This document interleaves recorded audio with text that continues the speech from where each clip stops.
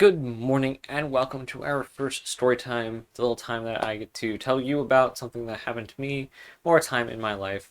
Today we're going to be talking about one of the biggest events in my gaming past, and what led me predominantly to being the kind of person that I am today for probably larger than I know amount. I can't English apparently. Anyway, and that is the first time I actually played Little Planet 1. So in about late 2009, early 2010, that's the best I was able to track down when we actually got it. We lived in Colorado. That is a story for a different time. Many of you know that I currently live in North Carolina, so yeah, there's a whole story within moving around the country. That will be told a different time. I was 17 and we got our first PS3 or PlayStation 3. It was one of the original big, bulky, heavy, glossy ones.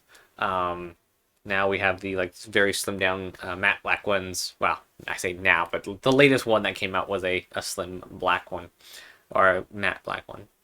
Anyway, it was even before the USB door was added. There was only the two USBs on the bottom. And every time we looked up a PS3, it said that little spot on the front was supposed to open. There's supposed to be the USBs there. Ours didn't. Ours just so we were always confused when we went to troubleshoot the PlayStation, and there were supposed to be 4 more USBs. There wasn't on ours. We got it secondhand from GameStop, which big reason why I didn't want them going away is they've been part of my kind of gaming history for a while, and so I definitely do have a fond spot for GameStop. I always feel bad when I hear that they're going through hard times.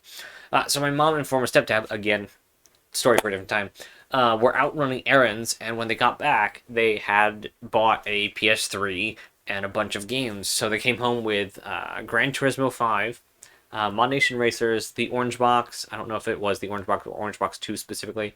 It was the one that had Half-Life 2, Episode 1 and 2, so the 3 versions of Half-Life 2.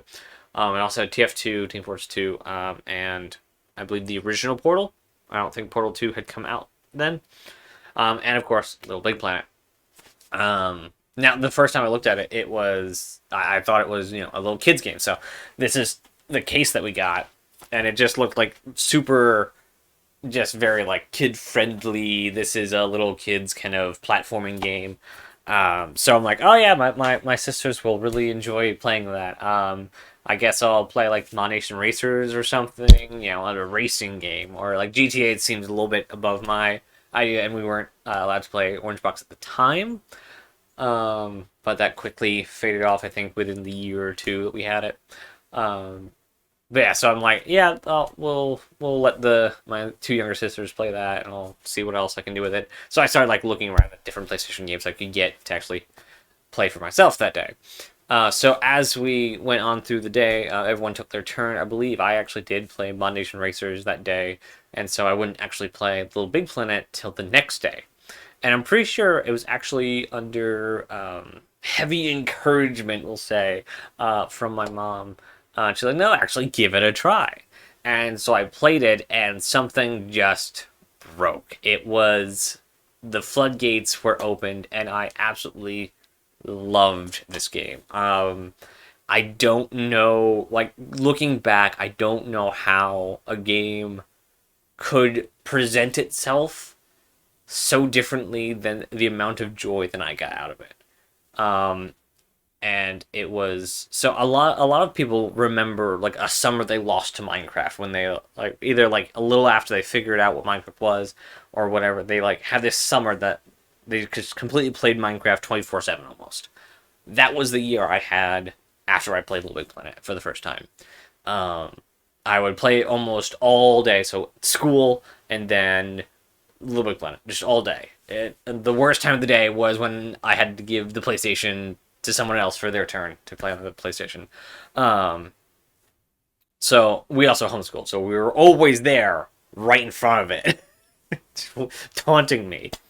But yeah, and even after everyone went to bed, I would just stay up, wait for everyone to, I assume, be asleep, and then get back and then go black on the PlayStation, which did get me not only in trouble when they actually found me, but also there's a part in Little Big Planet, and we'll get to this in the Let's Play, where there's a part in the soundtrack in the temple, I believe it is. So I thought it's like the fourth or something chapter, and the soundtrack, it just goes super quiet. There's still some music, and I listened to it like recently. It goes super quiet, and it just screeches out of nowhere. It is terrifying. If it's like 3 o'clock in the morning, you're not supposed to be up, and you have the only place to play it is in the living room in the middle of the house, with like, if anyone even thinks about coming out of the room, they can definitely see you. So it was just terrifying. This just in the middle of the night, just like screech. Oh man, I can't wait to get to that. I'll make sure to note it when we get there in the Let's Play. But it was terrifying, absolutely terrifying. But yeah, that was the time I had with first playing Little Big Planet, and I think it was a year or so before Little Big Planet 2 came out. I believe that was 2011. So I had finished when I got through the story mode. I then like started seeing what else can this do. Obviously, I picked up create mode a couple times before finishing the story. But after I started really playing create mode, I would go back and like, okay, now I need to 100% all these levels so I can get all the stuff in it to build more stuff with it. And then there was the DLCs. There was a couple of free ones, and then there were the premium ones, which actually added function to the game. I have, if not most all, or if not all, most of the DLCs for Little Big Planet 1 and 2. So we will do more story times on the other Little Big Planets. I might do a Little Big Planet or a story time for most of the other ones, but 1 and 2 I think deserve their own. But I was super excited. I was in the beta program for 2, so I watched hours and hours of content both on how to create stuff in Little Big Planet 1 and stuff that was looking forward to Little Big Planet 2. I think there was Foofles. These are YouTube channels. Foofles, the Planetarium, I think was. Both did tutorials. Foofles did really advanced tutorials, and there was Little Big Planet podcasts. Those are ones off the top of my head. Those were some amazing. Like, that's where I got my kind of learning bug from on YouTube, to just like, whenever you're stuck on anything, look it up on YouTube first, and that way they'll just run you through exactly what you need to do. So like, a lot of my like how I run like IT stuff, not only for my own computer but for people who ask and for the family, I just like look up YouTube tutorials, and that's kind of where that started. So it's really cool, and that has been like my first experience playing not only PlayStation, but also just predominantly what all my gaming, or the biggest start of my gaming history. We did have a Wii before then, and that was like the really start of it. Well, I suppose there's like 3 chapters. There's like 3 beginning chapters. Would have been my dad, and then the Wii, and then Little Big Planet. So I guess we have 2 more story times of my gaming history to go. So foreshadowing. Currently, I now have all but the PlayStation 5. I have the 1, 2, 3, and 4. I don't remember if I have a PSP anywhere, but I do have the Vita, which plays most, if not all, PSP games. So, hopefully, PlayStation can pull themselves out of the dump that they've put themselves into and start being a consumer-focused and fun-loving company again. I don't have high hopes, but I've appreciated the times they've given me. So that has been our first story time.